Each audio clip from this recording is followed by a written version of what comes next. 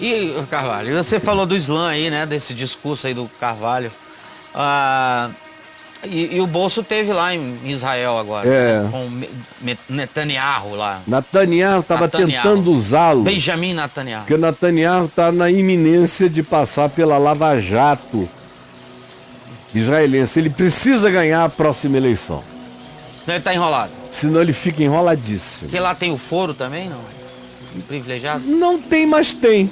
Não tem, mas tem. Não tem, mas tem. Entendi. É. Aí uma pergunta assim, baseada nessa questão de Israel e tal. E aí ele estava querendo usar o nosso companheiro local aqui. Sim.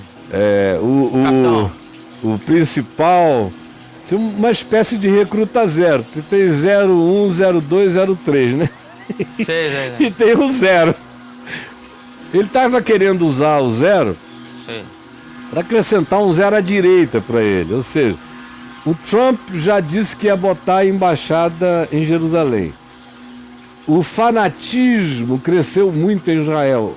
Até 10 anos atrás, se dissessem que se iria tentar construir um terceiro templo na esplanada das mesquitas ali em Jerusalém, 70, 80% da população ia dizer: não, vocês estão malucos?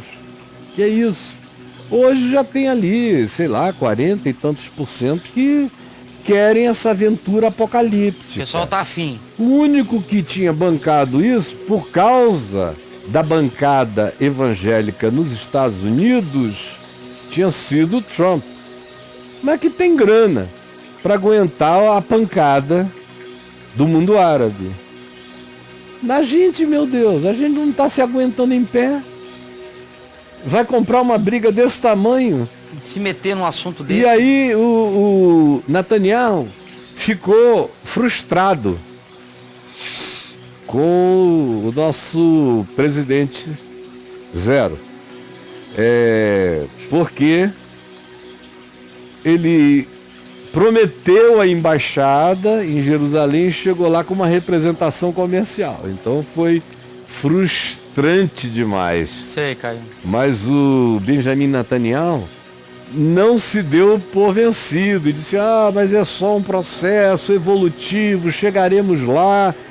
Porque só tem até agora um país que fez isso. Os outros todos têm juízo demais para saber que essa não é uma questão de soberania de Israel. Israel pode exercer a sua soberania para colocar sua capital nas áreas que sejam legitimamente suas, onde ela queira, onde o país quiser.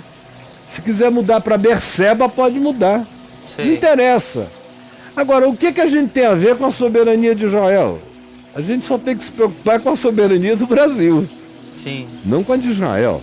Caio, e você, em 43 anos de Israel, por que você ainda é contra, não vou dizer ainda não, porque eu acho que você não muda de ideia, por que você é contra a construção do terceiro templo na esplanada? Porque eu não estou aqui para estimular a Terceira Guerra Mundial, nem estou aqui para ver o início de uma espécie de avant-première do Apocalipse.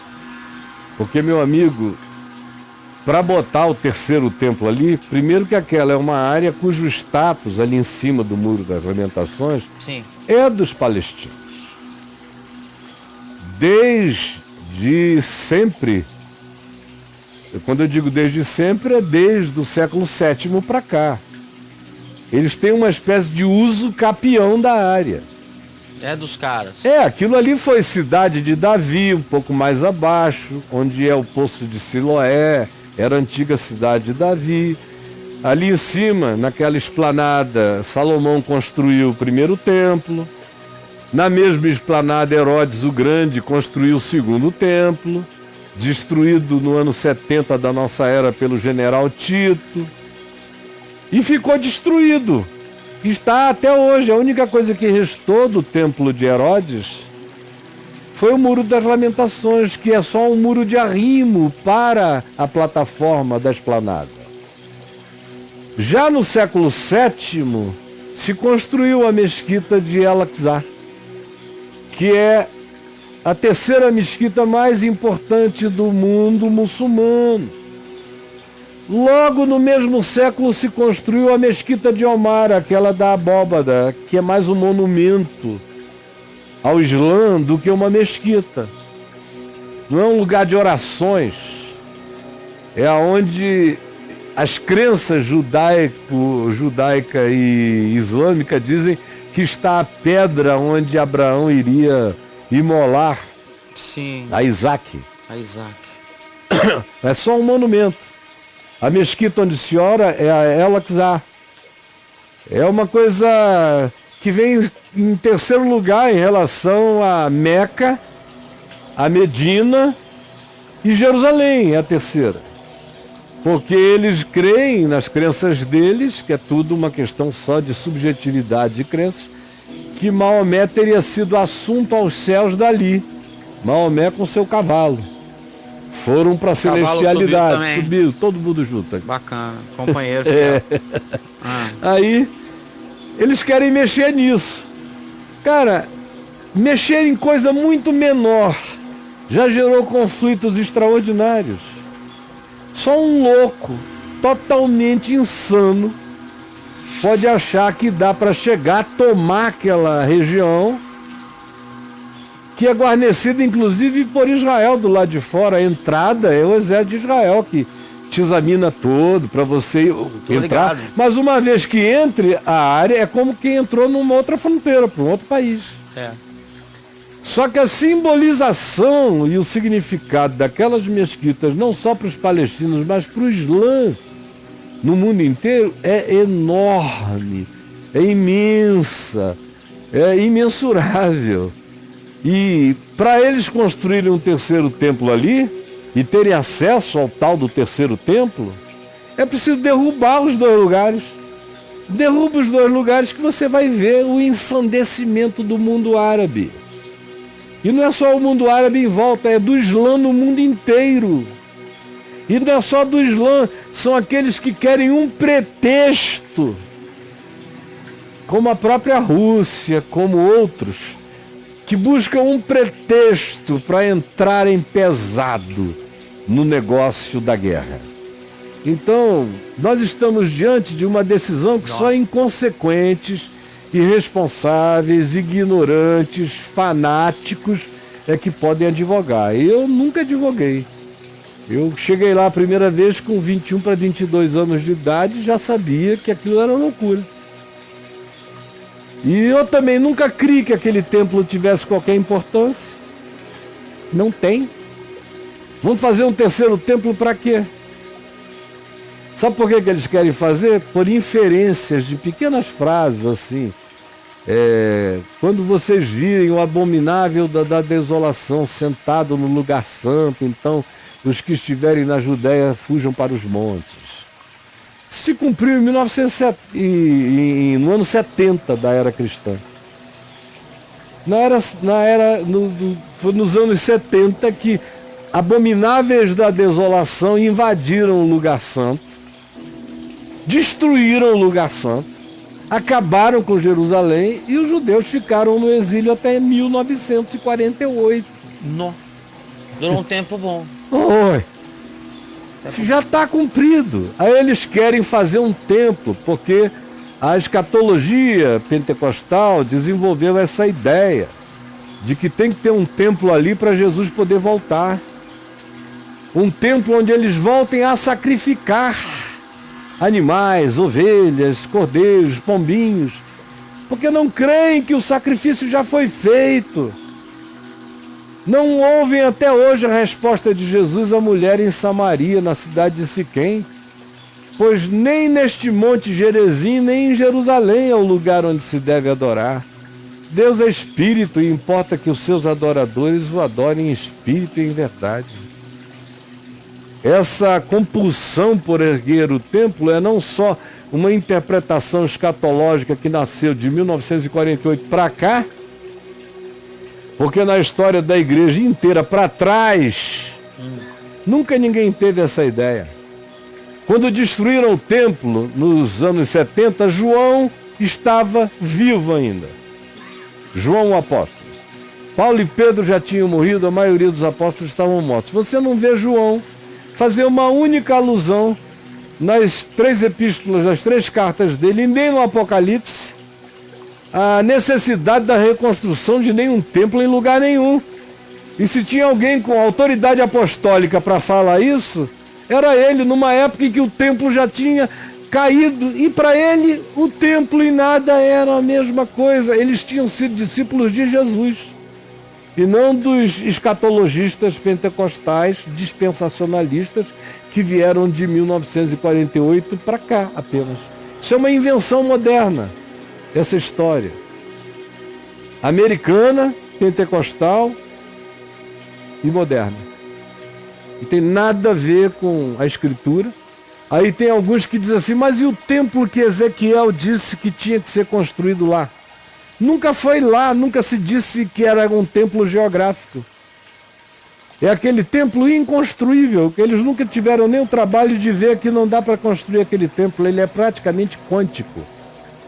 Porque Ezequiel começa a descrever e diz que a porta do templo era assim, de 1 metro de espessura, 1 metro de profundidade, de comprimento. 1 metro por 1 metro, praticamente, sendo simples. 1 por 1. 1 por 1, para fazer, deixando as medidas antigas. Tá legal. Para o pessoal ter uma visão um pouquinho melhor das circunstâncias. Então, quando você vai entrando naquele templo, você vê que ele vai crescendo para dentro. Ele cresce, ele cresce, ele cresce, ele cresce. E não cresce para fora, ele cresce para o lado de dentro. Por isso você vê em João 7, no grande dia da festa, quando se diz, no último grande dia da festa, Jesus se levantou e falou, quem tem sede, vem a mim e beba. Porque como diz a Escritura, ele estava aludindo a quê? A Ezequiel. Ele estava dizendo que ele, Jesus, era aquele templo.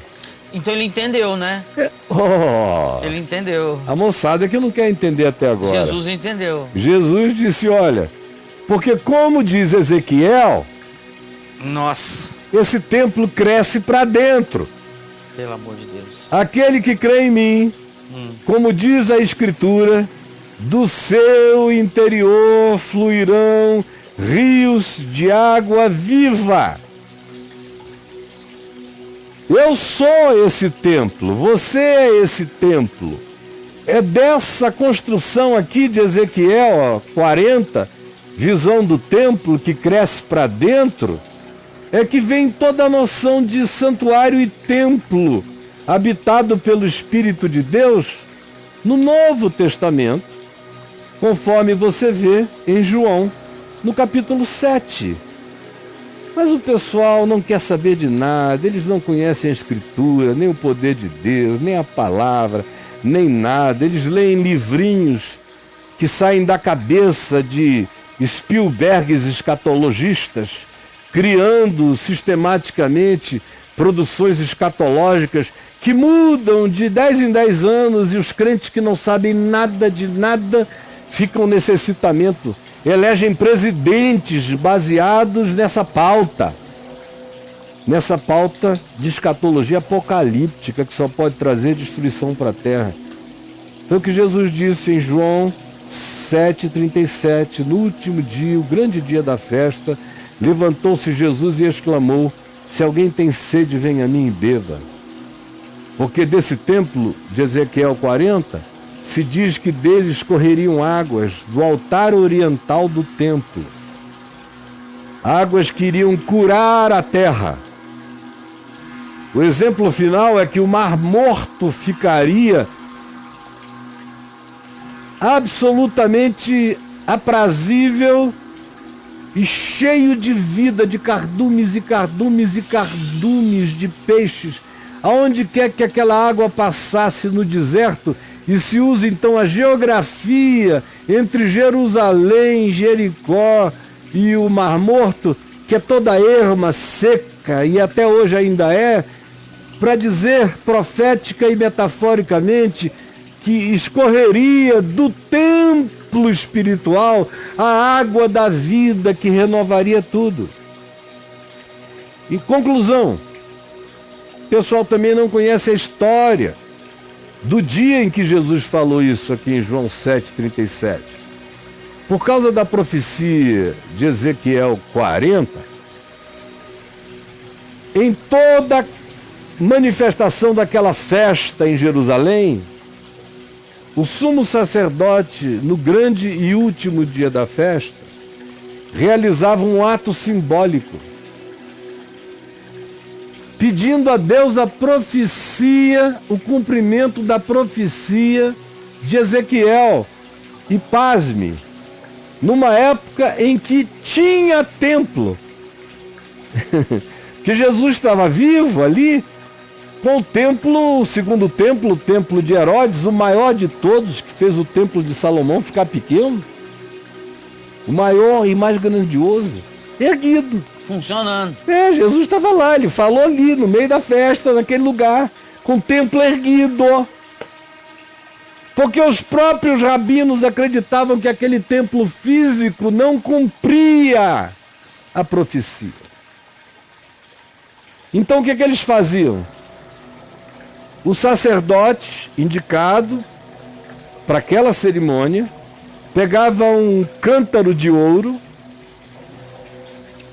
descia em procissão até o poço de Siloé, que você conhece, já conheceu comigo, pegava a água do poço de Siloé, voltava com o cântaro cheio em procissão, ia até o altar e derramava água no altar, desejando e invocando a profecia de Isaías 40. Desse templo de cujo altar escorreriam as águas da vida, que trariam salubridade, fertilidade, vida em abundância para todos os desertos da existência. Era uma metáfora. Aí Jesus, depois que o sacerdote derramou o cântaro com essa água, invocando o cumprimento da chegada desse templo não construível, dentro daquele templo que eles adoravam e no qual se orgulhavam, que era o grandiosíssimo segundo templo, Jesus chega e diz: olha, se alguém tem sede dessa água, do cumprimento dessa profecia, venha a mim e beba. Eu sou o santuário, eu sou o altar vivo de onde essa água está escorrendo. Pois quem crê em mim, como diz a Escritura, como diz Ezequiel 40, do seu interior, Ezequiel 40, Ezequiel 47, do seu interior, ou mesmo Zacarias 14, do seu interior fluirão rios de água viva. Isto ele disse com respeito ao Espírito Santo, que haviam de receber os que nele crescem.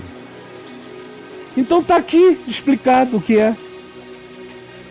No meio do templo, eles invocavam um templo de uma outra natureza, e Jesus chega e diz: eu sou o templo, eu sou o altar, eu sou a água, e todo aquele que crê em mim bebe dessa água e se torna esse santuário também. Mas Jesus não basta, né? Não. Você tem que crer em algum livrozinho de escatologia, de natureza pentecostal, produzido no nervosismo e na histeria da volta de Israel à Palestina, ou à terra de Israel no passado, de 1948 para cá. E não foi nem ato contínuo, porque no início ninguém acreditava nem que Israel ia se criar lá. Tanto é que a própria ONU, que disse pode ir, não deu apoio. Só votou dizendo podem ir, se virem. Mas não deu nenhum apoio para eles se estabelecerem lá. Tanto quanto os ingleses não deram, ao contrário, trabalharam contra, nem os franceses, nem os americanos. Só disseram podem ir, se virem. Eles se viraram. E se viraram tanto que hoje estão entre as maiores potências do mundo. Do ponto de vista militar, devem ser a terceira ou quarta maior potência da Terra. Estão se tornando uma das maiores potências econômicas. E já são uma das maiores potências em inteligência tecnológica. Tecnologia total. Total. Então, outro dia eu estava dizendo alguma coisa aí numa rede social dessa, que não precisava nada disso, que quem ficava advogando essa tese não tinha entendido nada até hoje. Aí eu vejo uns garotos ali de 22, 23, 24 anos de idade. Cala a boca, seu burro! Vai ler a história de Israel! Você não sabe nada, Caio! E tal, eu digo, Senhor Jesus, essa é uma geração atrevida. É, Caio. Atrevida, de uma ignorância atrevida, burra. Como agora mesmo no Facebook, enquanto eu estou falando, não só tem robôs, porque boa parte dos que me contraditam são robôs, né? E também gente fanática, louca, que não conhece nada, não sabe de nada. Se eu ficasse aqui na frente delas e começasse a fazer perguntas sobre a história, eles iam morrer de vergonha, porque eles não sabem nada. Tudo que eles sabem é a ideologia da Casa do Carvalho. É, Caio. Só isso.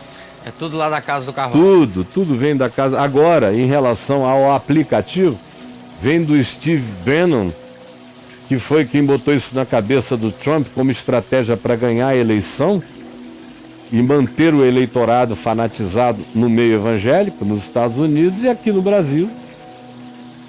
Vem da Casa do Carvalho, que é discípulo desse aplicativo escatológico do Steve. Ah, tá.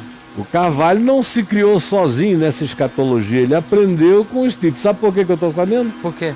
Porque em 2008, 2009, eu fui com uma pessoa que o conhece profundamente a Israel,